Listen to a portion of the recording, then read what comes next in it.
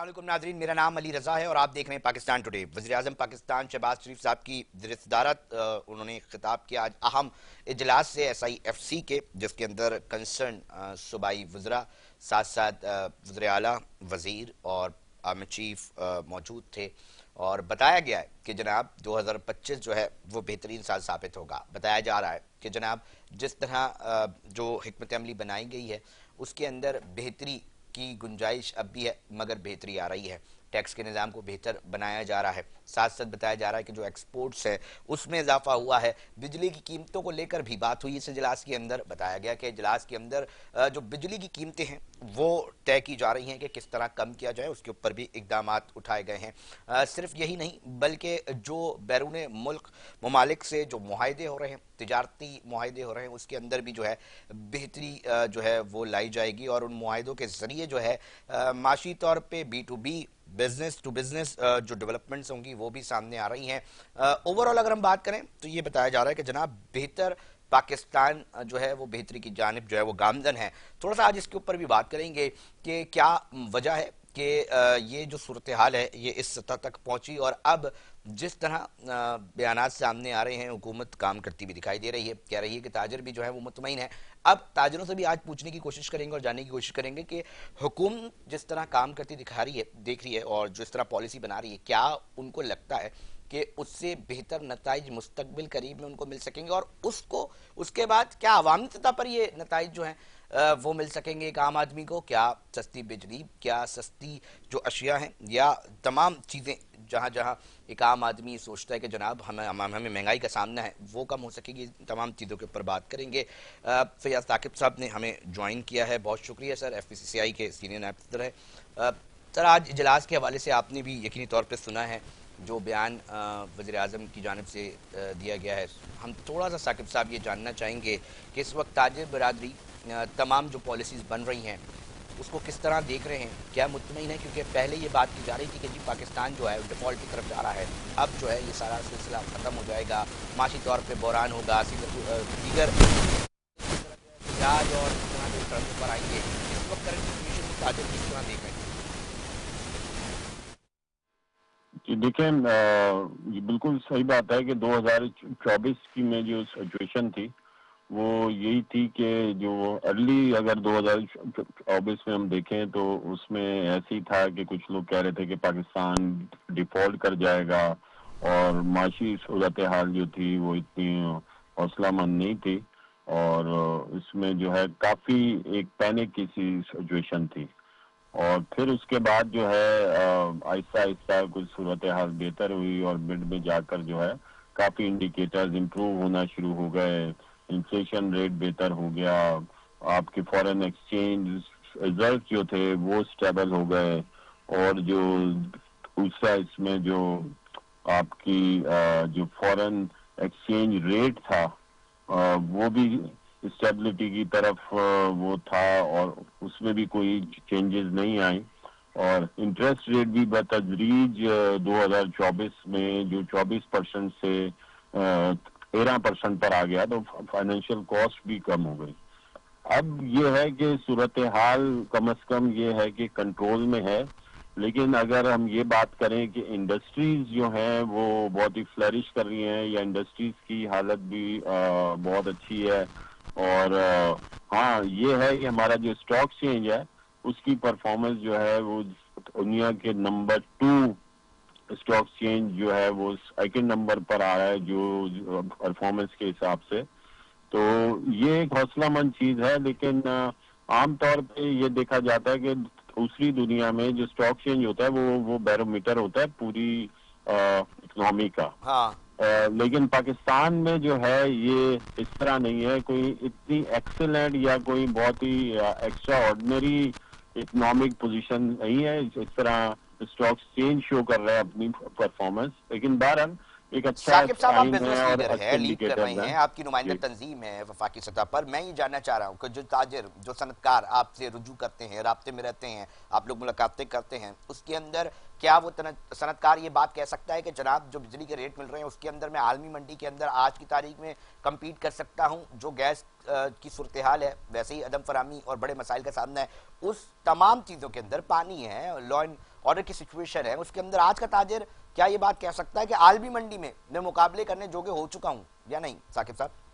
ये देखें, इसमें मैं वो उसी तरफ आ रहा था कि ये पहले से बेहतर है, लेकिन इस तरह नहीं है, क्योंकि अभी तक इलेक्ट्रिक का जो रेट है, जो एनर्जी प्राइसेस है हमारे पास, अभी तक वो खत्ते में सबसे ज्यादा है, और जो कॉस्ट ऑफ प्रोडक्शन है हमारी, वो भी सबसे ज्यादा है। हाँ, फाइनेंशियल कॉस्ट में हमें जो कमी आई है, उसकी वजह से थोड़ी बहुत हमारी कॉस्ट जो है वो कम हुई है, लेकिन जो जो दूसरे फैक्टर हैं उसमें अभी भी इम्प्रूवमेंट की जरूरत है, और हम लोग जो हमारी कॉस्ट ऑफ प्रोडक्ट है वो हाई है, और कंपटीशन करने में अच्छी खासी मुश्किलात हैं। दूसरी तरफ जो अगर मैं कहूँ टेक्सटाइल इंडस्ट्री की पर्टिकुलरली, और उसमें भी अगर मैं स्पिनिंग मिल्स की बात करूं, तो उस वक्त ये पोजीशन है, क्योंकि स्पिनिंग मिल्स का जो रॉ मटेरियल है वो कॉटन है और इलेक्ट्रिसिटी होती है, और इस वक्त जो है जो कॉटन की सूरत हाल है पाकिस्तान में, उसकी भी प्रोडक्शन इतनी नहीं है, और वो भी ज्यादातर इंपोर्ट करनी पड़ रही है, और जो बिजली है उसकी भी जो आपका जितना भी, क्योंकि फ्यूसल ऑयल से ही हमारी जो फ्यूसल फ्यूल होता है उससे ही हमारी बिजली जनरेट हो रही है ज्यादातर, तो वो भी इंपोर्ट ही करना पड़ता है, तो उसके लिए भी हमें फॉरेन एक्सचेंज के ऊपर हमें डिपेंड करना पड़ता है। साकिब साहब, मैं ये भी जानना चाहूंगा, और यकीनी तौर पे एक जो ताजिर बरादरी है, चाहे स्मॉल ट्रेडर्स हों, वो भी ये चाहते हैं कि जनाब स्मगलिंग के ऊपर ना इस इजलास के अंदर भी बातचीत हुई कि जनाब जो स्मगलिंग है उसके जो तेल के बिलखुसूस उसके ऊपर बात की गई कि जनाब तेल की जो स्मगलिंग थी उसके अंदर भी वाज़ेह कमी दिखी जा रही है और उसके ऊपर इकदाम उठा रहे हैं। स्मगलिंग को लेकर क्या समझते हैं? क्योंकि ये बात कही जाती है कि जनाब जब चोर दरवाजे से ही सही, मगर अगर कम कीमत पे कोई चीज दस्तयाब होगी तो कोई भी ताजिर या कोई भी सारिफ क्यों नहीं उसको इस्तेमाल करेगा, क्यों नहीं लेगा? तो आप समझते हैं कि इससे कितना असर पड़ता है मईशत पे? थोड़ा सा हमारे नाज़रीन तक भी ये बताएं, और स्मगलिंग की सूरत हाल आप क्या देख रहे हैं इस वक्त, क्योंकि पाकिस्तान ये डिबेटेबल टॉपिक रहा है। देखिए, जो स्मगलिंग की सूरत हाल है, मैं ये तो नहीं कहूँगा कि वो स्मगलिंग बिल्कुल खत्म हो गई है।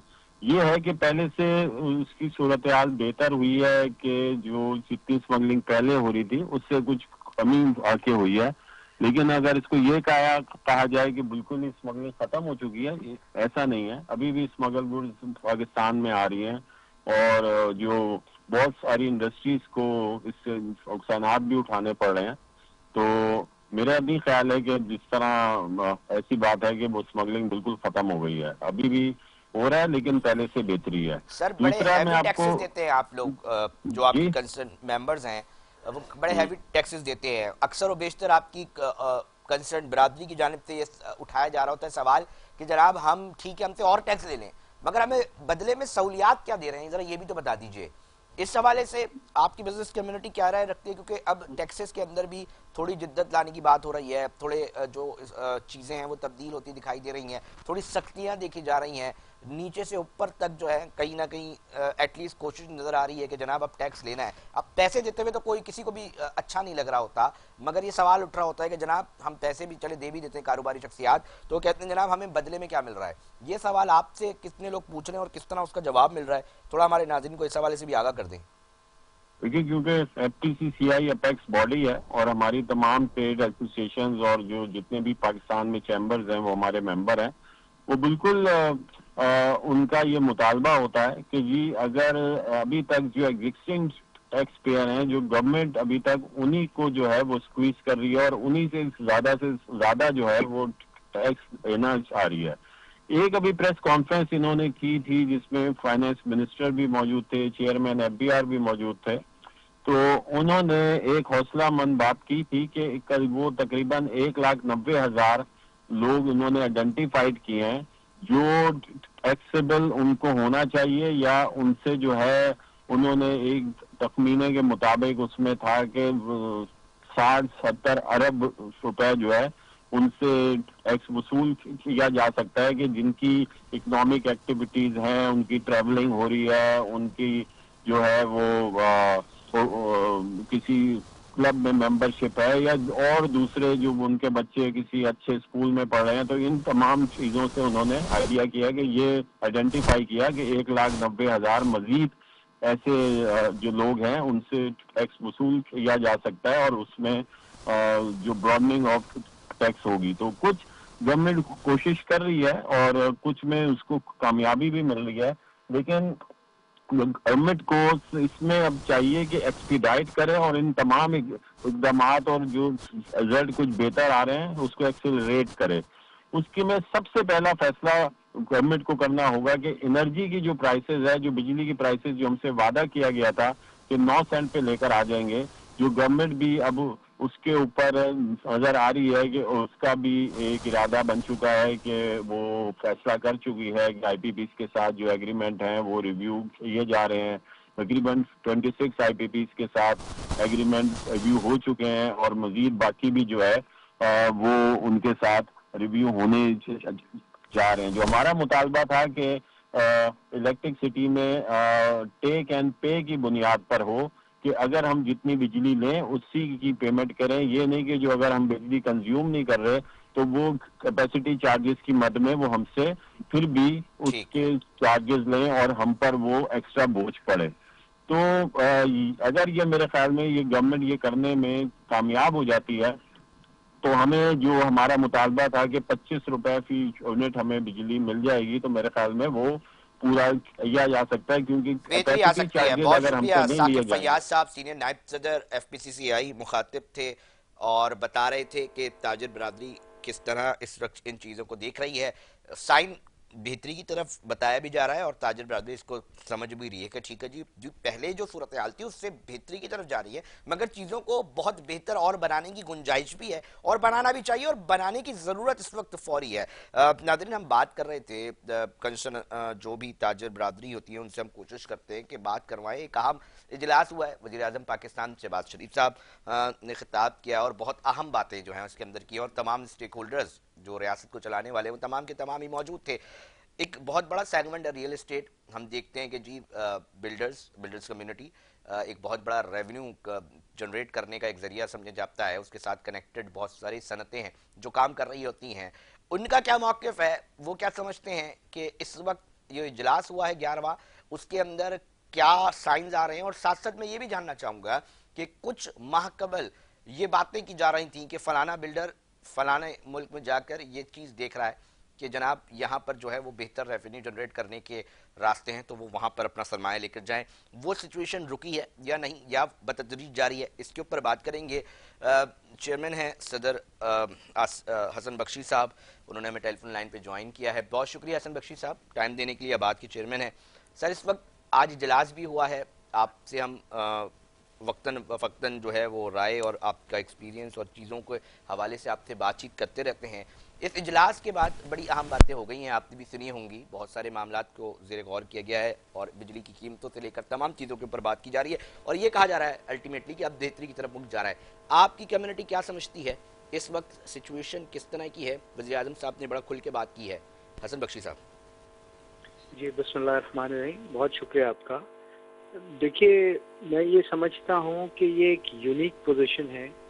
पिछले 3-4 साल में पूरी कौम, चाहे उसका ताल्लुक प्रोफेशनल से हो, उन्होंने energy inflation, food inflation face किया। कारोबारी हजरात, इंटरेस्ट रेट कहाँ पहुँच गया और इकोनॉमिक एक्टिविटी बहुत स्लो डाउन हो गई। और इसी तरह बिल्डर एंड डेवलपर भी बहुत परेशान रहे पिछले 3 सालों में। हाउएवर, अब वक्त वो आ रहा है 2025 का ये पहली और दूसरी क्वार्टर में, जब हम सब एज एन कंट्री इसको रीप करने का वक्त आ गया, इस बुरे वक्त से निकल के बेहतरी की तरफ जाने का। ट्रिलियंस ऑफ रुपए बैंक में डिपॉजिटेड हैं इंटरेस्ट बेस्ड पे।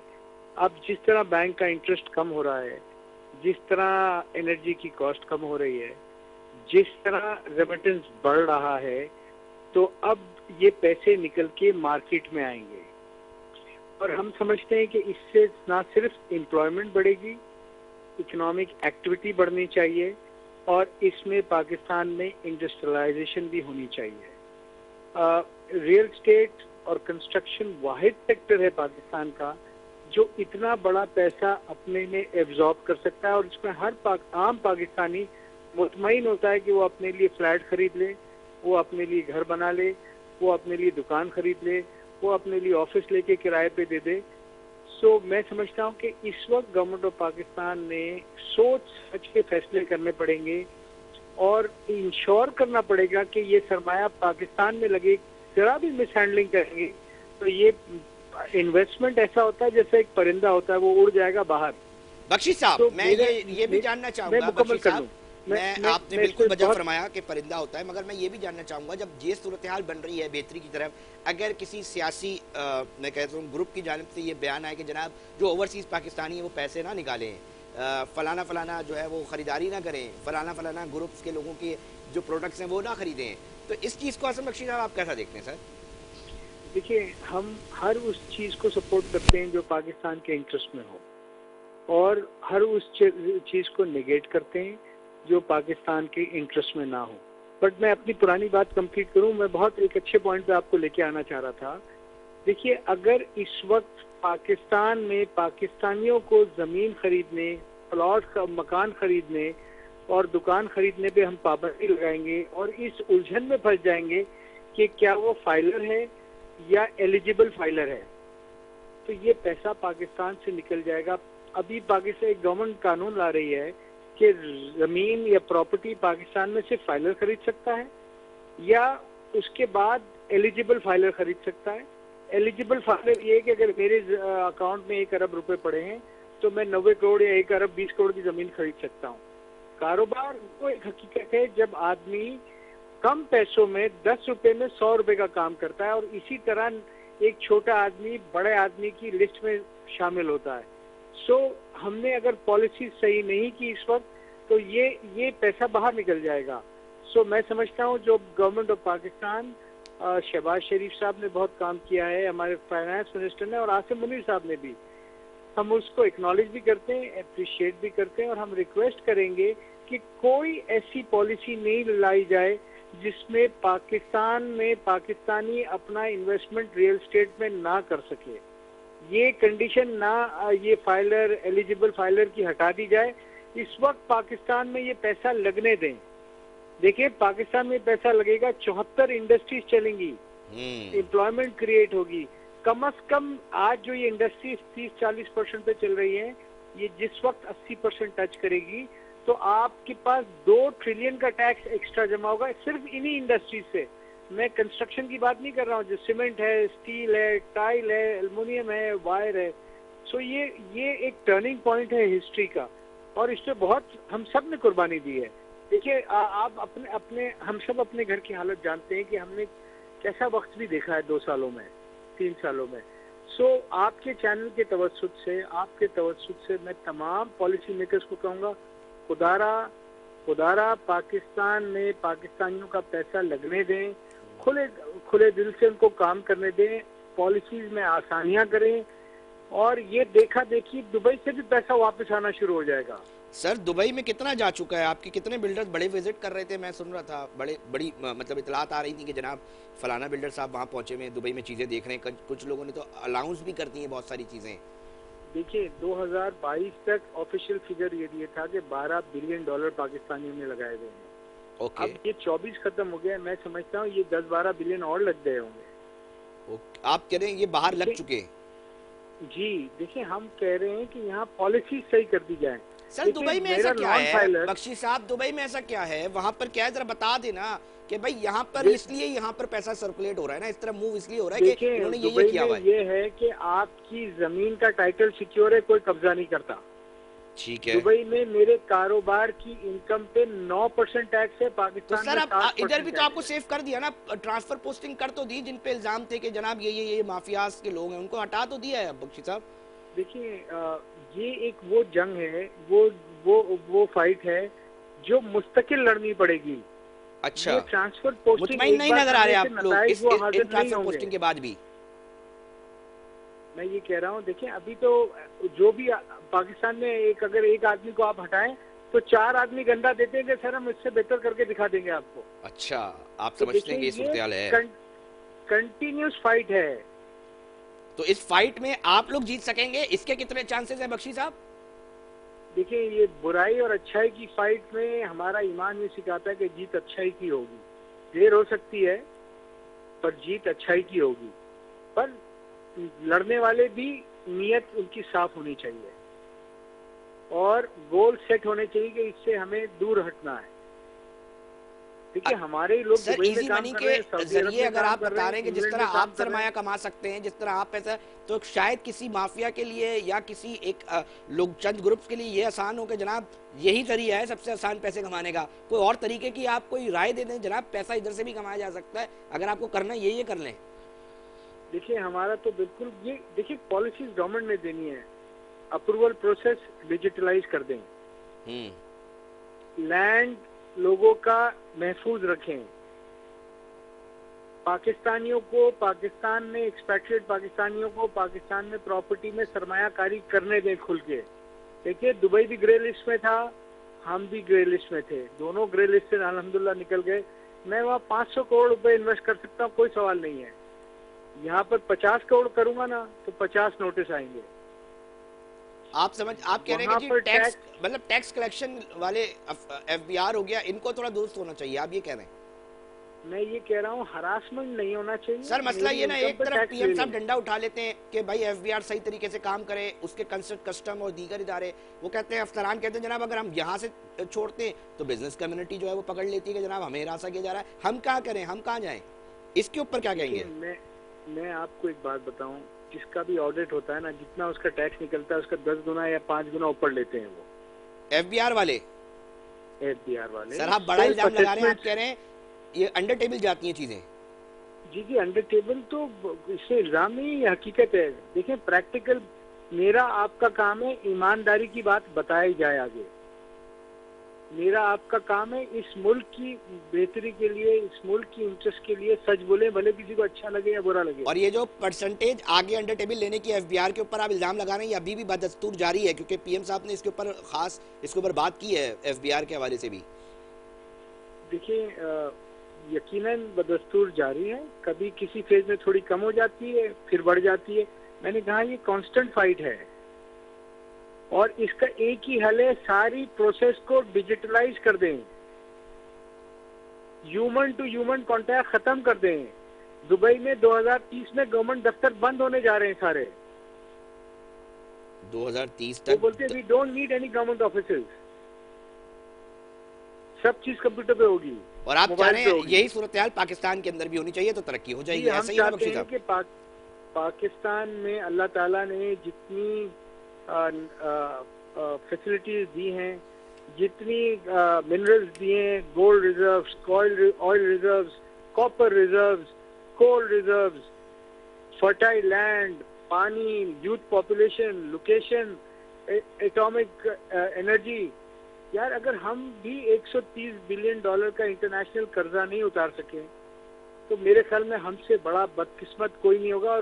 और इसके तमाम तर जवाब दे ईयर इन और ईयर आफ्टर, इस दुनिया में भी और दुनिया के आफ्टर बाद में भी वो लोग होंगे जिन्होंने इन 24 करोड़ लोगों को डायरेक्शन नहीं दी, फैसिलिटेट नहीं किया कि वो अपने जवाहिर अपने पाकिस्तान में दिखा सकें और पाकिस्तान उससे फायदा उठा सके उन बच्चों से और बच्चियों से। बहुत शुक्रिया हसन बख्शी साहब, बहुत खुल के बात करते हैं इसलिए हमें पसंद भी है। और एक अहम नुक्ता हमारे प्रोग्राम में उठाया कि इस मामले को ज़रूर देखना पड़ेगा कि एफबीआर के कुछ अफसरान हैं जो कि अंडर टेबल्स ले रहे हैं और उसकी वजह से टैक्सेशन के मामलात के अंदर बहुत सारे मामलात ख़राब हो रहे हैं। यकीनी तौर पे वज़ीर आज़म पाकिस्तान शहबाज शरीफ साहब इसके ऊपर कोशिश कर रहे हैं और इन तमाम लोगों को भी देखेंगे कि जो इस तरह की सरगर्मियों में मुलव्वस है और उनके खिलाफ भी कार्रवाई होती दिखाई देगी। बहुत अहम शख्सियत थे हसन बख्शी साहब, खुल के बात कर रहे थे, पहले भी मुख्तलिफ इशूज़ के ऊपर हमने इनको इसी तरह देखा है। नाज़रीन, प्रोग्राम में वक्त हुआ एक ब्रेक का, ब्रेक पे जा रहे हैं मगर साथ जुड़े रहिएगा, इसी टॉपिक के ऊपर मजीद बात करनी है।